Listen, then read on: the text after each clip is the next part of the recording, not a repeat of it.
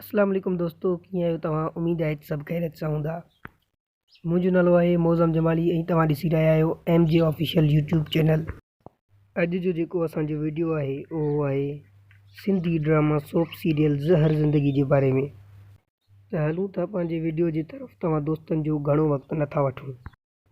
Video शुरू करण खां पहिरियां तव्हां दोस्तनि सां हिकिड़ो अर्ज़ु था कयूं त जेकॾहिं तव्हां दोस्त असांजे चैनल ते नवां आहियो त असांजे चैनल MJ ऑफिशियल खे सब्सक्राइब कयो ऐं बेल आइकन खे प्रेस करे छॾियो ऐं वीडियो पसंदि अचे त इन खे लाइक ज़रूरु कजो। कुझु ॾींहं पहिरियां ज़हर ज़िंदगी ड्रामे जो रिकॉर्डिंग तमामु तेज़ी सां हली रहियो हो। उन जा कुझु फ़ोटू तव्हांखे स्क्रीन ते ॾिसण में अचनि था।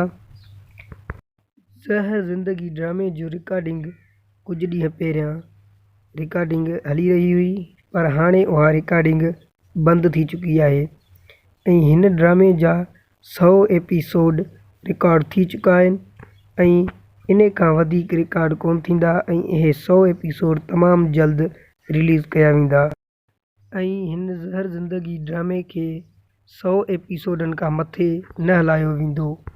ऐं तव्हां दोस्तनि खे ॿुधाईंदा हलूं त हिन ड्रामे जी रिकॉर्डिंग ख़तमु थी चुकी आहे ऐं जॾहिं बि रिकॉर्डिंग शुरू थींदी त असां तव्हांखे अपडेट ॿुधाए छॾींदासीं।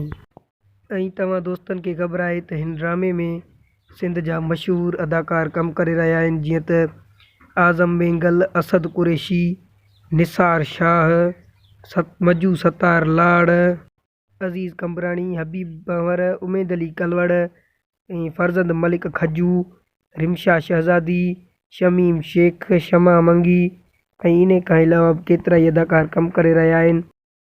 त दोस्तों, अॼु जो वीडियो असांजो एसि ताईं। का बि नई अपडेट नओं ख़बर असांखे मिलियो त असां सभिनि खां पहिरियां तव्हांखे आगाह कंदासूं। त वीडियो पसंदि आयो हुजे त इन खे लाइक ज़रूरु कजो ऐं चैनल खे सब्सक्राइब करणु न विसारींदा। हलूं था, इंशाअल्लाह तमामु जल्द मिलंदासीं हिकु नए वीडियो में। तेसि ताईं माशाअल्लाह।